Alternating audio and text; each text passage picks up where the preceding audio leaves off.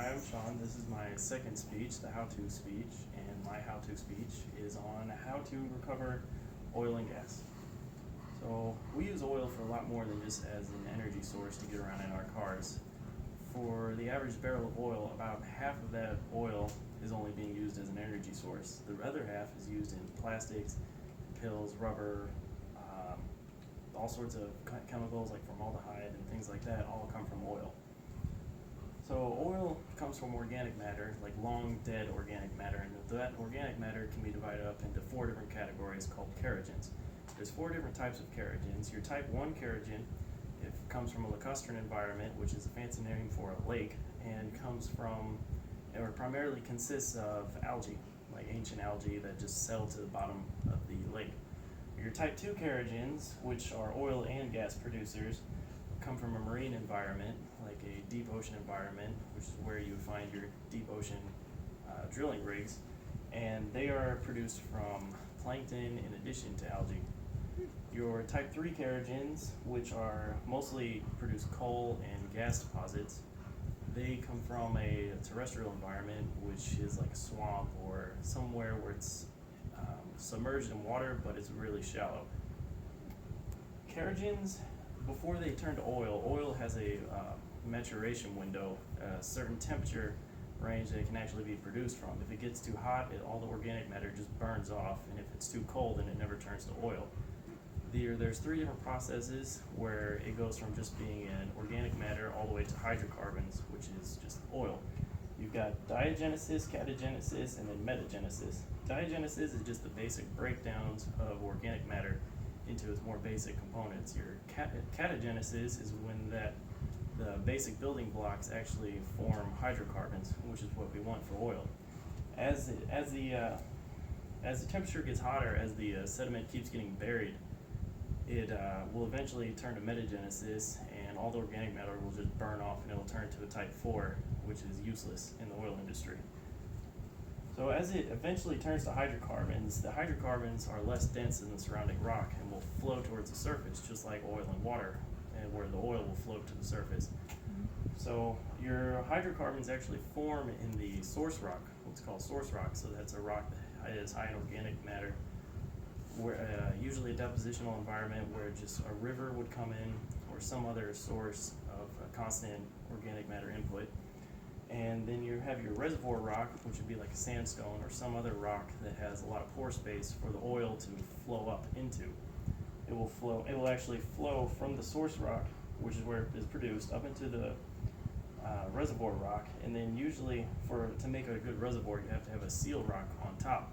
And that seal rock is usually a super fine grained rock that is impermeable to hydrocarbons. The actual molecules are too big to fit through the pore spaces, so it makes a nice solid lid and holds it.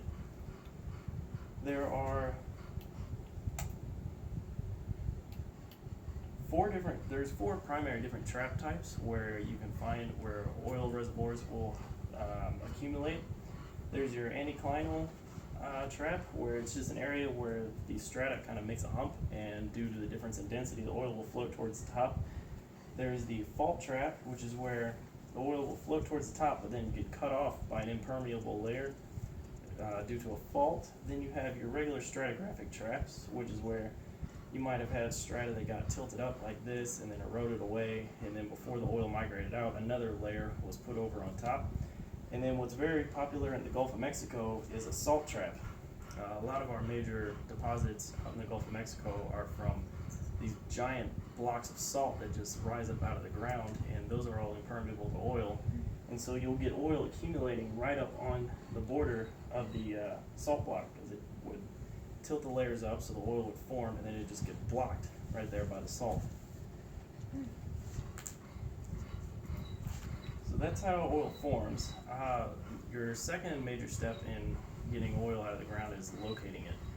So we have a general idea of where to find oil, but we don't really know what's underground until we do things like seismic surveys. So the most common method of doing this is to actually take a ship, or they also have trucks that do this, but you take a ship and they tow behind an air gun, and the air gun just makes a loud sound wave or shock wave that will go through the rock layers and bounce off each individual layer, and it'll come back up to the surface and get picked up by the receivers. And these things will tow receiver lines that are several miles long. And with enough of these shots from the air gun, you can put together a picture that looks something like this. And in this picture, you can pretty clearly see the actual strata going around. And sometimes in here you'll see actual breakage where there's a fault, or you might see a salt dome coming up, and it's pretty plain to see. So they use that to actually locate the oil, because they can't just go poking holes everywhere, because each borehole costs several $1 million to actually drill. So actually recovering the oil requires drill bits, like you can see, and there's all different kinds of drill bits depending on what you're actually drilling through. Most oil wells in the past, you could just poke a hole in the ground where the oil was, and it would come gushing up out of the ground because it was overpressured. So, but modern ways of doing it is fracking, which you've probably heard a lot about. So they just drill down, then they drill horizontally through the actual source rock layer, and then they force down water into it, which breaks up the rock. And then from that rock that's broken, the oil can flow through all the cracks. And then they remove the water and they put a pump on the surface and they just suck the oil out. So that's my presentation.